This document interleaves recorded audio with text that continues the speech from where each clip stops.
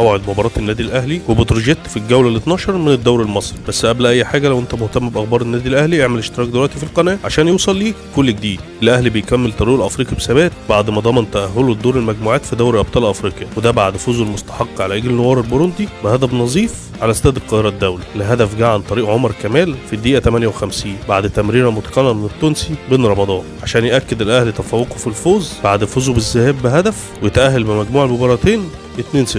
وشاهد اللقاء طرد المهاجم السلوفيني جراتيشار في الدقيقة 16، لكن رغم النقص العددي الأهلي عرف يسيطر على المباراة ويحرز الهدف. وبعد التأهل الأفريقي الأهلي بيركز دلوقتي على المشوار المحلي وبيستعد لمواجهة بتروجيت في الجولة ال 12 من الدوري المصري. المارد الأحمر دلوقتي في المركز الأول ب 21 نقطة من 10 مباريات، أما بتروجيت فبيحتل المركز ال 13 ومعاه 14 نقطة. أما عن موعد المباراة فالمباراة ستقام يوم الأربعاء 29 أكتوبر الساعة 8 مساء بتوقيت القاهرة على استاد القاهرة الدولي. الأهلي داخل اللقاء بمعنويات مرتفعة وطموحه يواصل انتصاراته ويثبت مكانه في القمة قبل العودة من جديد للتحدي الافريقي. وبكده وصلنا للنهايه. لو انت مهتم باخبار النادي الاهلي اعمل اشتراك دلوقتي في القناه عشان يوصل ليك كل جديد. كان معكم حسن سعيد.